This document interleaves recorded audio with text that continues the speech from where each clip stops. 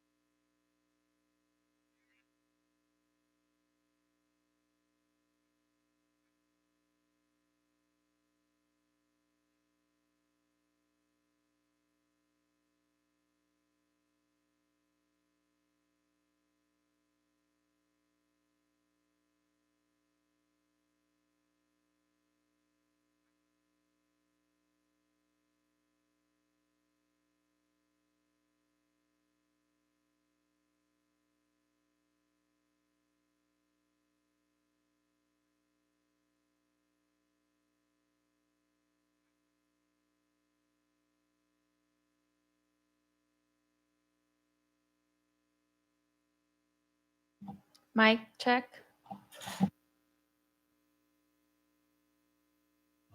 Yeah. Hello. Test, test.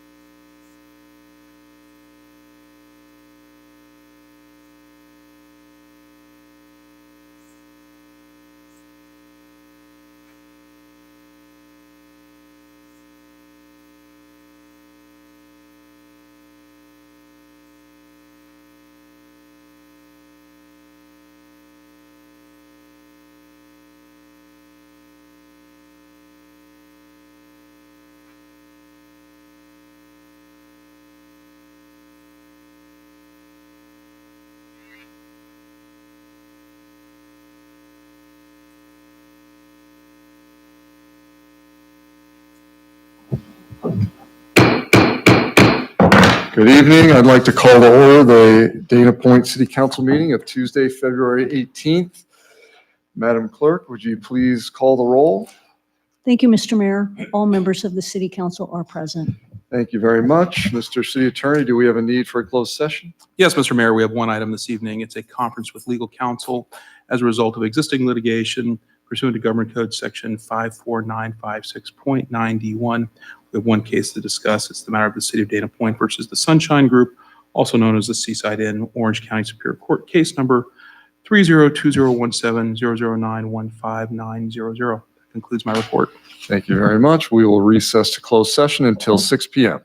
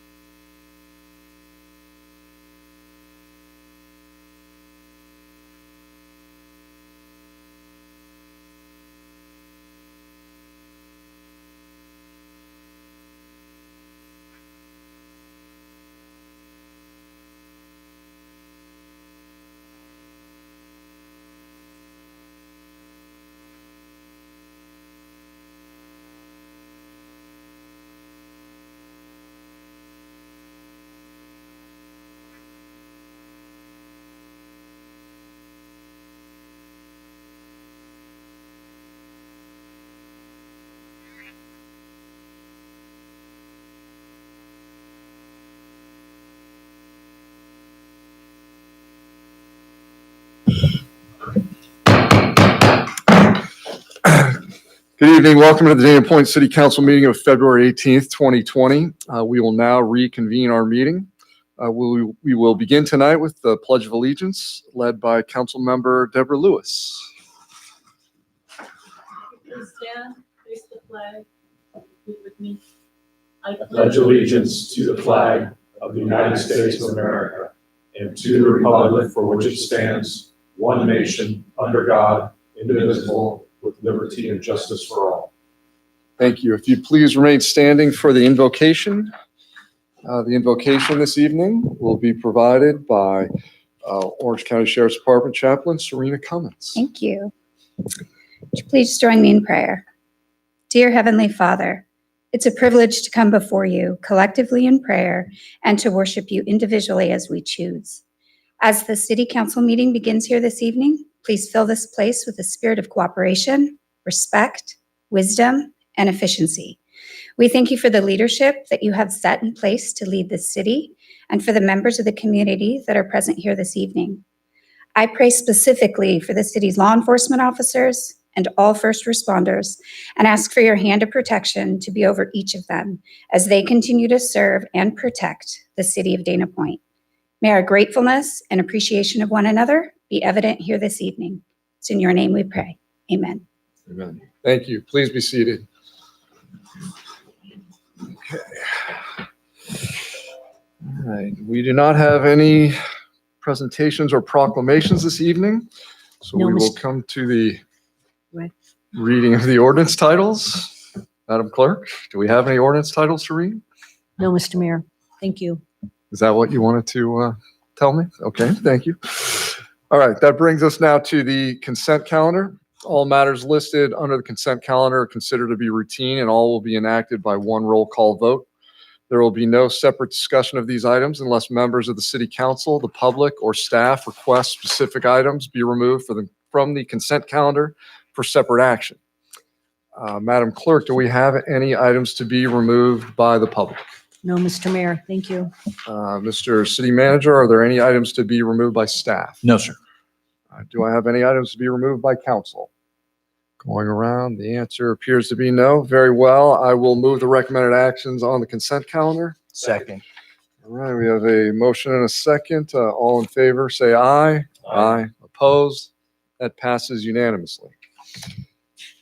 Okay. Moving along to public comments. There will be a 3-minute time limit per person, an overall time limit of 30 minutes for the public comments portion of the agenda. At my discretion, the balance of public comments will be heard after the new business portion of the agenda. All comments are to be directed to the City Council and shall not consist of any personal attacks. Members of the public are expected to maintain a professional, courteous decorum during their comments. State law prohibits the City Council from taking action on a specific item unless it appears on the posted agenda. The city clerk will distribute any handouts you may have, and if you would please state your name and city of residence for the record. Madam Clerk, do we have any public comments tonight? Mr. Mayor, I do not have any public comments. We do not have any public comments tonight. Very well. I will close that and bring us to the council reports. We'll go around the horn and see what we have to report. Councilman Wyatt. I have turned in my list of meetings to the city clerk, and I do not have any additional comments. Thank you. Councilmember Lewis. Thank you. Councilman Miller. I've turned in my list of meetings. I have nothing to report. Mayor Pro Tem Federico. I have turned in my list of meetings and I have nothing to report. Thank you. I have nothing to report as well, but I have not turned in my list of meetings yet. I will turn it in after the meeting. Okay, thank you very much. There are no public hearings. There is no unfinished business. That brings us to new business. Item 14 is the long-term financial plan review. Mr. City Manager, do we have a staff report? Yes, thank you, Mr. Mayor and Council. Unfortunately, we're technologically challenged tonight, so we're going back to paper. And at each one of your seats, you should have a copy of the slides for tonight's presentation. We do apologize. So I'll get us kicked off, and then I'm going to ask Mike Killebrew to cover some of the detail. I'm on slide 2 now. Wanted to provide just an updated status of council budget direction. These are also elements of our strategic plan that you have adopted. So starting off with continuing to rebuild the volunteers and police services and rebuilding the certified emergency response team, which I believe has its first meeting the 28th. We are continuing to implement a more proactive code enforcement strategy. We've issued the contract to begin developing the economic and market profile study as the precursor to the general plan update. Continuing efforts in Doheny Village to complete the EIR for the Doheny Village and prepare beautification projects for the area, including the connectivity project. We have implemented changes to the city organization structure and conducted the employee engagement survey as directed into the strategic plan. We continue to review and rebid large scopes of work, the next one being the IT scope of work, which I think at this point we are all excited about. As we reported out last time, we were continuing to track and report our strategic plan metrics and continuing to address emerging issues. Now I want to turn it over to Assistant City Manager Mike Killebrew, who will start on the update to the council budget direction on slide 3. Thank you, Mark. Mr. Mayor, members of the council, I want to mention to the public also, there's copies of this slide right outside the door on the table outside. Really quick, coming into this fiscal year, the City Council adopted and staff has implemented new financial policies and established reserves that the council is very aware of. We went through a lot of discussions back in the spring and into adopting the budget, talking about those changes. Then again in September of 2019, when we closed out the prior year's books, we established all the reserves and did the transfers that set up the community investment account, the Doheny Village Improvements account, as well as set aside $5 million for unfunded liabilities and $1 million for the general plan update.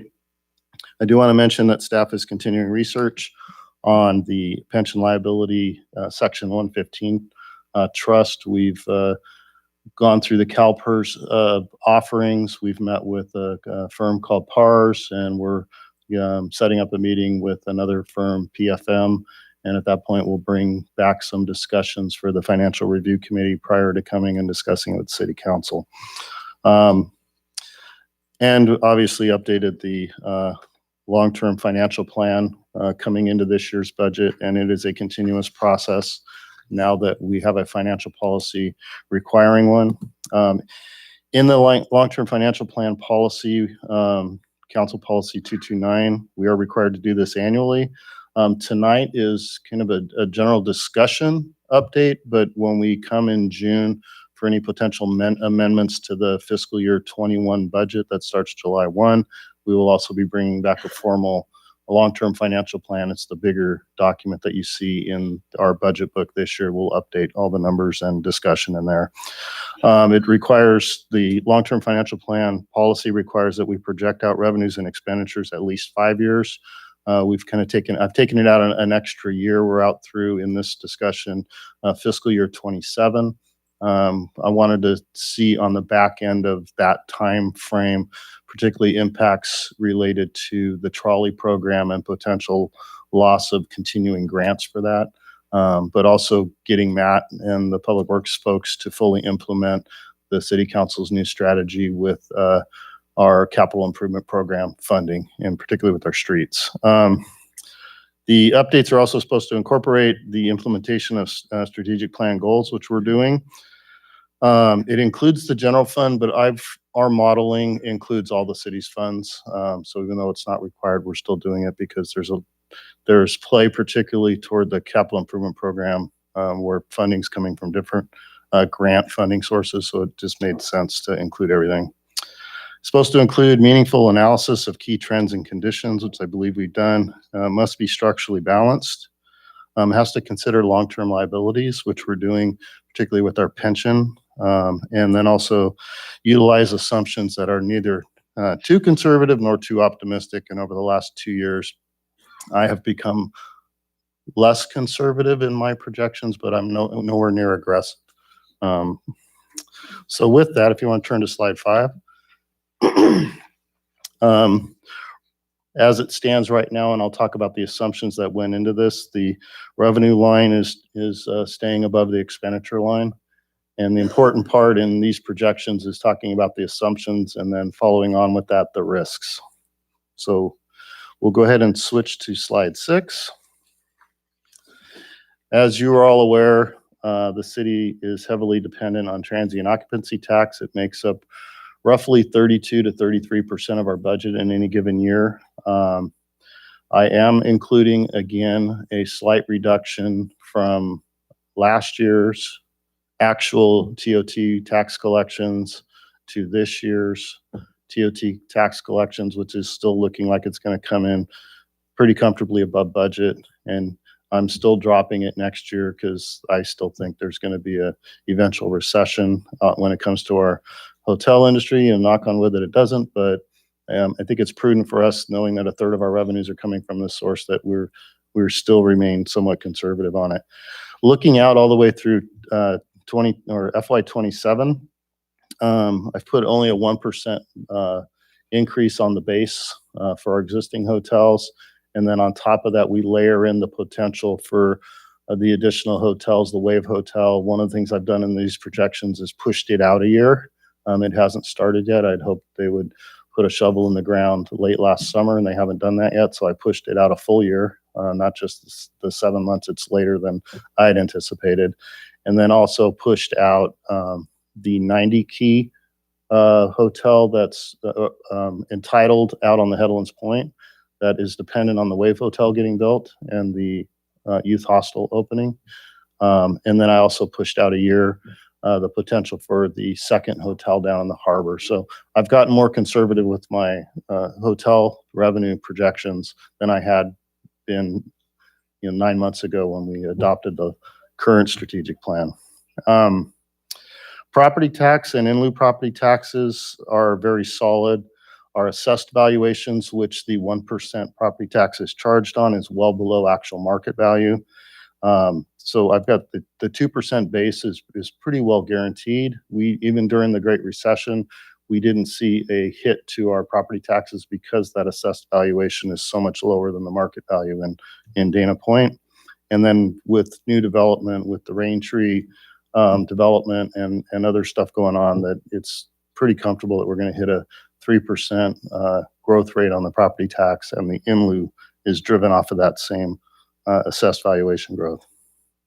Sales tax still a little bit more conservative, 2% on the base. Everybody's still losing some sales to the internet. We do get some of that back with the way the state allocates what is known as the use tax, which is the equivalent of the sales tax, but for online purchases or out-of-state purchases. But I'm overall 2.5%, 2% on the base, and then we're going to have some new restaurant and retail in both the Raintree development and also the harbor. And then licenses and permits and charges for services are driven by development activity. It's exceeding again this year what our budget is, but at some point, knock on wood, it doesn't happen. But I have to project that eventually the amount of development will go back to more historic levels. So I'm still showing a decline, offset a little bit by the fee implementation of the fee study results, which we're in our second year now. Moving on to slide 7. On expenses and our assumptions used there, sheriff's contract. We had a meeting a couple days ago with sheriff's finance folks to talk about the results of the recent labor negotiations. They've given us a what I consider a high mark number projection for next year, which in the 12 years I've been meeting with them, their first estimates for the coming fiscal year are always high, and then they give you good news later. So I'm hoping that does result again. But they did tell us it could be as high as 7% on this first estimate increase, which takes into account the retroactive pay increases that were approved this year, this fiscal year, going into next year. However, our budget, the way we established this 2-year budget, the projections they gave me to finish this year, looks like we're going to, our actual costs with them are still going to be about $100,000 under what we budgeted, anticipating this labor agreement. And when I project that forward, even using the 7%, we're within the threshold of our budget. So we're in good shape there. Going forward, using a compounded 4.5%, that's on the upper end of what we will probably see. If you go back 15 years, it's been compounding at about 4%. So there's some potential give there that we can utilize if needed, but we're kind of taking a worst case scenario. Salaries and wages, we've got them slotted in at 3%. We do have the required payments for unfunded liability, pension liability. Have not given any consideration into these numbers for actually utilizing the $5 million. What it's looking like right now at a minimum, we'd be investing that $5 million with that trust services provider, and it would grow over a number of years, probably toward the end of this projection period, and then we'd start utilizing it to kind of take the top off of the higher, those increasing payments to be able to cap them at a certain level until the unfunded liabilities paid off. We have not factored in any changes, so what you see here in these numbers is the full hit over this period for the unfunded liabilities amortization getting rolled in. Consumer price index, put it at 2.6%. Probably still a little bit of aggressive the way our contracts work, but we went ahead and used that.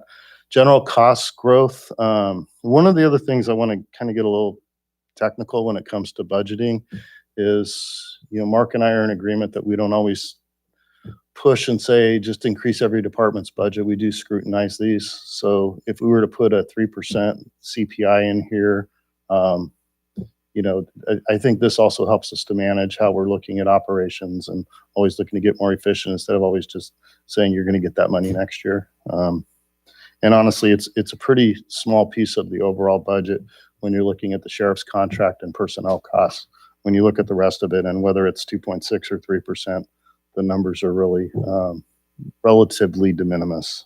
And this plan also does include the full general fund contribution to the capital improvement program that the Public Works Department's put together, the 7-year CIP that the council adopts and updates every year. This does include the general fund's contribution to that. Moving on to slide 8. Risks, no surprise. TOT is always a risk, the hotel taxes. If there's delays in the new hotels in the out years on this plan, it would have an impact. If you want to look at one 90-key hotel out on the point, that's a 3+ star. When you do the math on 90 rooms occupied 70% of the time, at $300 a night and 10% TOT on that, it's $800,000. So if that gets delayed a year, you can do the math, and the numbers aren't that different when you look at the Harbor Hotel either. So obviously a risk, and we'll keep that in our plan and make sure we're continually discussing it and where those projects are at and coming to fruition. Short-term rental, I just want to point this out. It's $750,000 a year. I know there's a lot of discussion. There's a council committee working on this, so just everybody needs to know what the ramifications are, or what we're dealing with at this point in time. Again, I mentioned property tax and in lieu property tax. They're solid. It is an anchor on our revenue stream, which is nice to have. It's a good portion of it. I do want to mention Matt's been coming into our office, my office, the last many months, particularly since the Capitol Beach storm drain issue that we had, where we spent nearly, I think, $400,000. That his crew's taking a hard look at all the storm drain project or storm drains around town as well, to see if we might have some projects to be done there. So we're going to be including that in our formal discussions as its own line. I'm like we've always done with streets, curbs, gutters, and sidewalks. And then the trolley grant I mentioned before, We've got funding out through fiscal year 25. We're able to utilize in the interim for 3 years at FY 22, 23, and 24. We're able to utilize some clean air grant money that we get from the state. We can only utilize it for 3 years. We have enough money to help us with our city match of that grant. But after we get beyond the 3 years, when we're out to the FY 25 timeframe, we have to start having discussions and really pushing not only for the grant to continue if we want the trolley to continue, but also where to come up with the city match, which is 10 to 15% depending on the grant on 600,000. So, I mean, it's not millions of dollars, but it's still an amount that we need to plan for. And with that, slide 9, next steps. In a couple of weeks, we'll bring the mid-year update. There's some good news in there on the revenue side in particular. I don't have any news that I can think of on the expenditure side, which is good news. But we have seen some positive performance in some of our revenues that we'll be adjusting the budget. And then come May 5th, I'm sorry, I said June earlier, but May 5th, I'll be producing a draft of the actual long-term financial plan update, which we would bring back at the June meeting when we talk about possibly amending and updating the FY 21 budget that's already been adopted. And we'd be asking you to adopt an update to the long-term financial plan. And with that, I'm available for questions. Thank you very much for that report. Madam Clerk, do we have any public comments on this item? No, Mr. Mayor. Okay, this was an item for us to receive the report. There's no action required, but I will bring it back to council if there's any discussion on this item. I'll start with Councilman Wyatt. Do you have any discussion? I have just a couple of just broad general questions until we see the numbers. And so on slide 5, which is where the projection is, I guess my first comment is it's nice to actually see the revenue gaining a little gap above expenses. We've been trying to make that happen for a while. But what's the with all the things out there, basically generally what's the end result of the revenue increase per year? Trying to figure out how with your numbers, the sheriff's budget going up at 4.5 a year, which is a third of our budget, and our salaries at 3% a year, which is another 25% of our budget. So the bulk of our budget's covered in those two. And so that basically means that we have to have revenue that's offsetting those to make that happen. I don't know what that number looks like. I'm looking at, I've got a detailed sheet here that does compute the revenue and expense growth, and it depends on the year. Yeah. Because like I mentioned, we've got some of the new hotel revenue coming in on it. So it does bounce up and down, but they are tracking close right at each other. That's why you see the lines, the trajectory on the lines are going together. So comparable. Yeah, that line's got to be, I mean, I haven't been able to calculate it out here since looking at the data, but it's got to be at 4% a year at least, and probably, right? There is 1 year that gets up to 3.9%. Yeah. But typically I would say 2.5 to 3, 2.75 is probably the overall trajectory on it. No. Okay. Anyway, I was only guessing because we have our biggest budget items are increasing faster than that, right. and yet we're tracking sort of pretty much in parallel. So to do that, and then in terms of where we stand against sort of this was, as I was looking through the numbers, a question that we'll probably have to go back and dig on later, but we have the arena work that's being done to figure out what our housing numbers have to look like going forward and what the implications of that are. And our general plan update at some point in time, we have to assume that that's more than a planning exercise, that we're actually going to realize some of those houses in terms of the additional housing requirements. Does that general plan crank into your forecast at all as you look at how that would impact us? No. And this is built on what's known today. I've only included, for instance, except for one, the hotels that are entitled. The one in the harbor, I have a kind of a larger degree of confidence that that's actually going to come to fruition given the players. But even no, I'm just going to say no. I don't have the final new houses going into the strands that will probably get built on the dirt lots. I don't have a big conversion and construction, if you will, of the houses in the Monarch Beach area, given that a lot of the leases are converting to ownership now, and there's a lot of investment going on. I know it's keeping our planning and building folks. Every one of those, when the construction permits are pulled and they get certificates of occupancy, their assessed values go up. Yeah. So I don't have those built in here. So there's conservative projections on the revenue side based on what's known. Yeah, I was just trying, I understand. I can do Not some getting too sensitivity analysis speculative. to pull in some of that to see what it might mean. But even on property taxes, given that we get 7.4% of the 1%, even on large projects, it really doesn't give you the bang that you think you're going to get when a $2.5 million house gets built and they're paying, 1% property tax, and we only get 7.4% of that 1%. Yeah. It all adds up, but it just takes a lot. Yeah.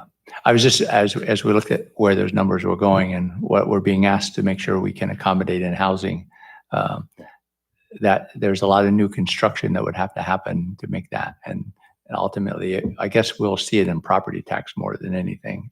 Some sales tax resulting eventually, but I wasn't sure how or if we should even try to figure that. You'll see it in property taxes. You'll see it in our licenses and permits and charges for services, assuming what we can charge for those types of units. Yeah.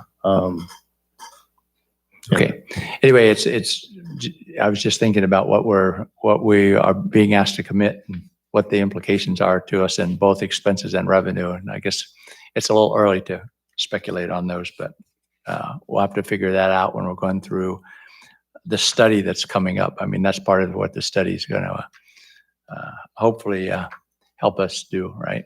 For the Doheny Village area anyway. Okay, thank you. That's all I have. Thank you very much. Councilmember Lewis. Thank you. Okay, I have a lot of the same concerns that Paul has expressed here.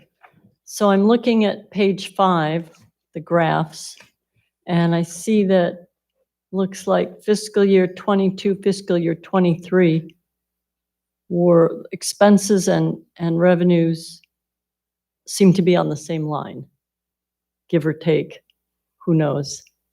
So, and then when you go beyond that, yeah, there's some daylight there, but I mean, it looks like we're talking $1 million or $2 million.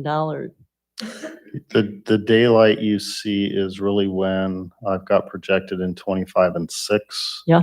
That would be the second. We get a full year of the new Harbor Hotel hitting in. You get half a year in 25 and a full year in 26.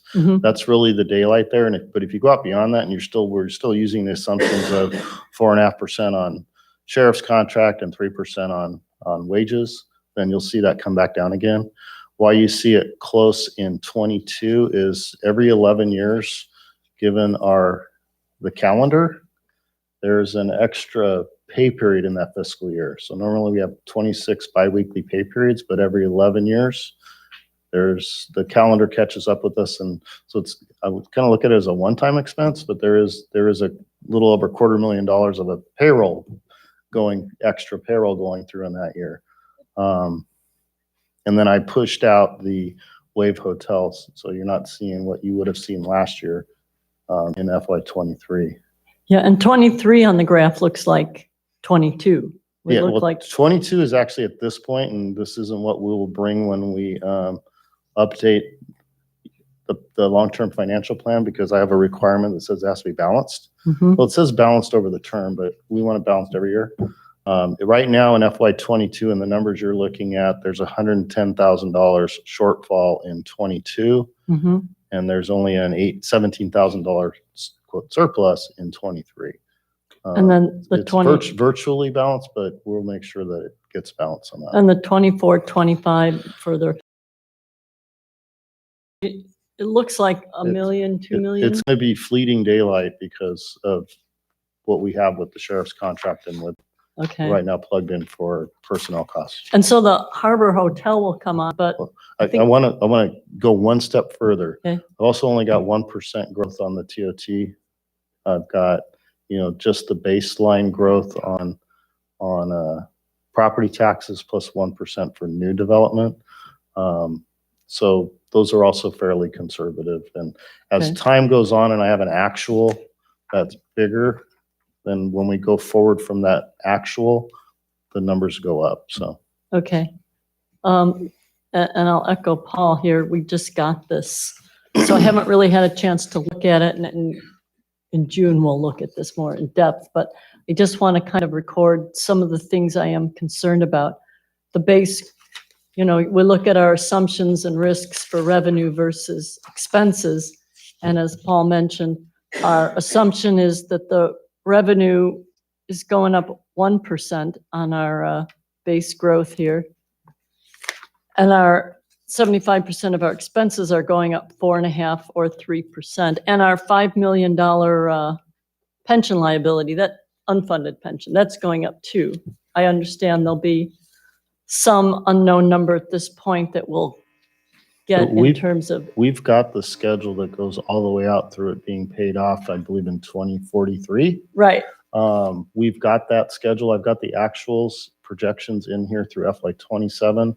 And then what we're looking to do is utilize the 5 million to cap it probably around where the FY 25 through 27 numbers are, so that we'll be utilizing the trust monies to pay anything above that fixed amount, so it wouldn't continue to grow. And I understand that PERS is going to change its percentage They're talking about it. investment. So if they lower it, our pension unfunded liability goes up. Yes. So that's my concern is Mhm. that, while I understand you have no control over that, that they are talking about continuing to decrease the investment rate. Let's see.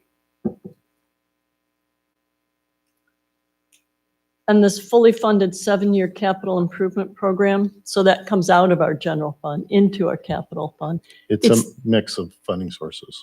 So And it's is got it- gas tax, Measure M money. That's true. That's true. RMRA, the SB1 money, and also general fund. And that's, at this point, not fully funded. We Yeah. anticipate we will fully fund, or These is, projections assume us fully funding it, Okay. including the funds coming from those other funds. okay.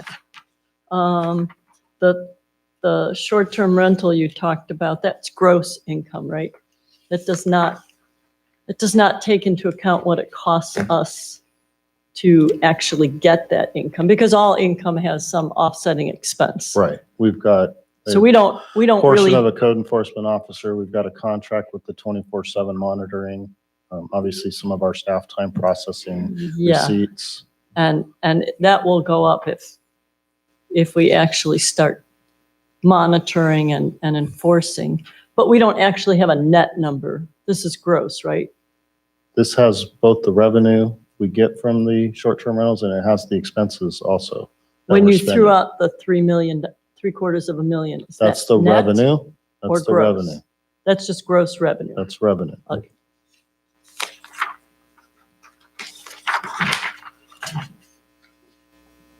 And then the Harbor Hotel, I think we had this discussion once before. I'd asked.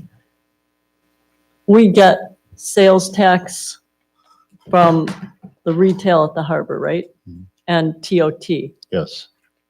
But we also, in exchange, agree to patrol the harbor, the It's not- land side of it. It's not an agreement. That's our responsibility, as it's on land in Dana Point And so we pay the cost of that, right? for emergency response down there. Yes. And I think we had this discussion once before. We actually spend more than we take in. No, I've Because- never had that discussion, and I Okay. would say no, Because we don't. I remember asking does it cost us, do we get back in revenue, everything we spend to patrol the land side of the harbor? So we do? Yes. Okay. That's good to know. Thank you. So, yeah, okay. That was pretty much all I have at this point. Did the Wave Hotel say anything about when they're going to start? No. So, okay, so And their entitlements expire in August of this year. of this year. And when their entitlement expires, they have to start the process all over again? That's correct. Okay. And Cannons, I understand they're not going forward with a hotel plan, is that at this point? I do not have Cannon's numbers in this. I don't know about the status of the project. The Okay, appeal of the project to the Coastal Commission is still pending at the Coastal Commission. okay. And I also don't have the Cove Road potential hotel at Cove Road in Green Lantern next to Chart House. There's no numbers in here for that either. And that's the one that's also on appeal at the Coastal Commission, right? That's correct. Did they give any indication of when they would start that if they get the go-ahead? Lantern Point? Yeah. My sense is they would move right away. Okay. They're in regular communication with us. And Raintree, are they scheduled to finish some portion this year, Yes, fourth quarter of this year. fourth quarter this year? And so we'll start seeing people, it's available for rent Correct. and then assumedly retail in there? Correct. Okay, that's good.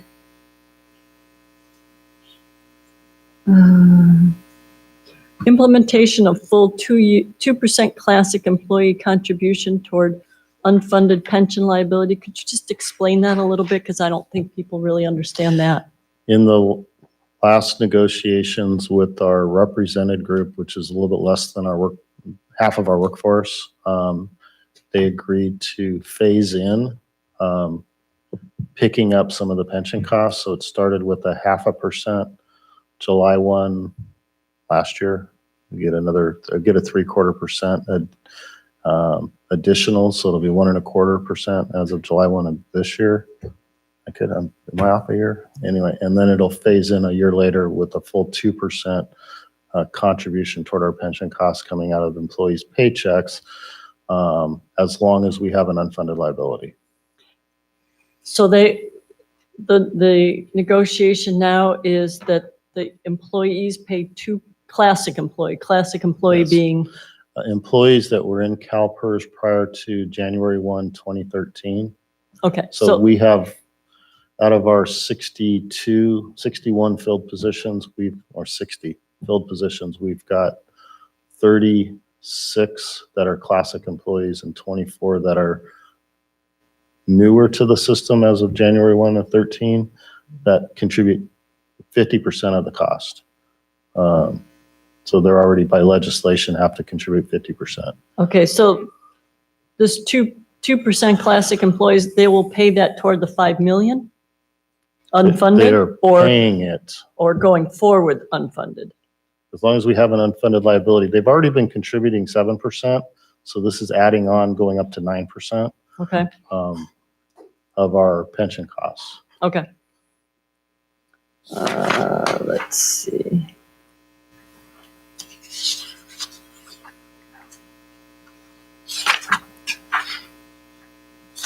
And then you said May, you'll come with, I'll bring More a numbers. formal draft document and then I'll be asking you to give me input on it.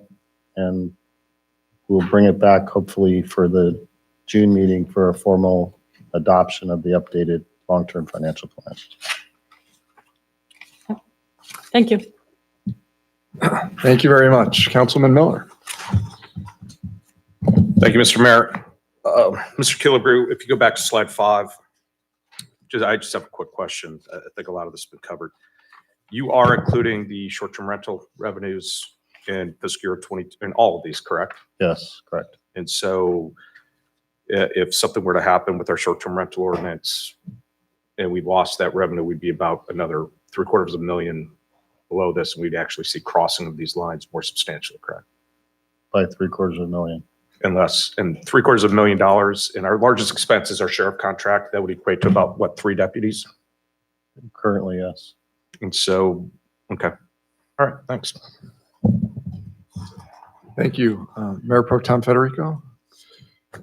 Yeah, just very briefly, thanks, Mr. Mayor. Mr. Killebrew, a lot of really good detailed questions, but I just want to sort of clarify, make sure I understand correctly. And this chart on page 5 is a projection based on modeling. These are not individual annual budgets, correct? No, these are individual annual budgets. The way I built this is in detail. Okay. You're looking at a summary graph. Okay, but you're going to still go, for example, for 2022 and dig into those numbers and, Yes. make a budget. You are, Projection. The council has only adopted budgets through 2021. right. and 2022. Everything else is. And this is data that will serve as the basis for when you create the next 2-year budget cycle. But you will go in and find expense savings to make sure that those budgets are balanced. This is just a long-term model so that we get a sense of what our long-term spending and revenues look like. Right. And yes, and the FY21 number you're looking at on these slides, it says updated. Mhm. So our adopted FY21 budget was balanced to within $2,000, had a $2,000 surplus. With the updated revenue and expenditure projections, using all the assumptions, right now it's the updated number is right at 320,000. So it's it was 113,000 in the adopted budget surplus, and now I'm looking at 320. And I'll keep adjusting those all the way up to June. Right. So I guess just for anyone else who's looking at this, just so that no one is confused or misunderstands this chart, which is very, very helpful for us to forecast. It is just a forecast, and you will then go in 2-year increments as things get closer and more granular and we will approve actual budgets. These are not our budgets. Yes. All right. That's all I have. Thank you. Okay, thank you for those comments. This item was only to receive the report. There's no action necessary. Unless there are any further comments in light of what's been said, I'm going to move on to item 15. Okay, very well. We'll move on to item 15 then. That is the award of a contract for the construction of the residential and arterial roadway slurry program, FY20 projects. Mr. City Manager, do we have a staff report? We do. Public Works Director Matt Sinacori has your staff report tonight. Thank you. Good evening, Mayor and council members. Excited to be before you tonight to discuss the award of a contract for the construction of not only the arterial, but the residential slurry program projects for fiscal year 20. I want to first start by thanking the council for your continued commitment to the road program. We take it seriously in Public Works and are happy when these projects hit your dais. Also, I'd like to thank the city's design team who's worked really hard on this project. That's Werner, Reggie, and Jasenia in our office. This is all an in-house design that they've prepared, which is really great that they're able to do that. We put the project design out to bid in early January, got bids January 28th. There was 4 bids received. Nothing better than when your top 3 bids are within 75,000 of each other. That means you have a good tight project. The bids came in over $100,000 under the estimate. There's adequate budget for both the arterial and the residential components, and we recommend approval of the recommended action. Thank you so much. Thank you. Madam Clerk, do we have any public comments on this item? No, Mr. Mayor. Okay, very well. I'll move the recommended action. Second. We have a motion and a second. I will open it up to discussion. Councilman Wyatt, do you have anything? No, I think they, as usual, I thank Mr. Sinacori and his staff for doing their homework well and getting good bids in so we can actually perform this. So, but I don't have any further comments. Thank you. Councilmember Lewis? Yes, thank you. So if you could just explain what are the residential components and which are the arterial? that we're going to see? And that's happening when? Very good questions, all of them. So in your staff report, there's a list of projects in the back as supporting document B. We have maps available of those in Public Works as well. But in a nutshell, you're all over the city with this project. You're going to be touching Monarch Bay Terrace. You're going to be in Capitol Beach a lot. We're also hitting Harbor Drive going into the harbor with this one, as well as another section of Pacific Coast Highway, which I know everyone loves when we're on Pacific Coast Highway in Dana Point. So if you study that list and still have questions about the locations, let me know. In terms of time, we're intending to start the project within a couple of months from now, assuming the council awards the project tonight. And how long you think it'll take from? It's roughly Beginning to end. 2 to 3 months 2 to to 3 get the months. work done. And will the city's website give a posting of, okay, now we're doing this, so people know to avoid places? We usually do that via our social media. We do have a map, as Matt mentioned, on our website, which highlights in a certain color the streets for this particular year. And I'll find that and send that to the whole council, and we'll remind folks on our website and via social. But on social, we do this sort of, hey, this week we're going to be on Via California, which we were for most of last year, Yeah. Right. for example. So we do quite a bit of that. So people should look at the city Facebook page, That'd be great. and that'll tell people to what look we're out for. working on, approximately how long, and then they have an idea of what areas to avoid or. Correct. Okay. And this is who we always use, right? All Asphalt? All American Asphalt tends to get a lot of our projects. Yeah, the name is very. They're pretty competitive and they're familiar with us, so they tend to bid our jobs really low. So we're thankful for them. And we're really happy with them, right? They're not perfect, and no contractor is, but they do a good job for us. Okay, thank you. Okay, thank you. Councilman Miller. Okay, Mayor Pro Tem Federico, anything? Okay, with that, unless there's any further comments on what's been said, I'm going to call for the votes. All in favor, say aye. Aye. Opposed? That passes unanimously. Okay. That will bring us to the staff reports section of the agenda. I'll start with the city manager, Mr. Denny. Do you have anything? Just a bit of good news. Earlier today, former Lieutenant Margie Sheehan, former Chief of Police Services in Dana Point, was appointed captain of the Orange County Sheriff's Department. And so congratulations to Margie and to all of Dana Point Police Services. It's quite an honor. And that's Thank it. you. Mr. City Attorney? I have nothing this evening. Thank you. Okay, thank you very much. That brings us to the adjournments. The next regular meeting of the City Council will be March 3rd, 2020 at 5 p.m. right here in the City Council chambers. With that, we are adjourned.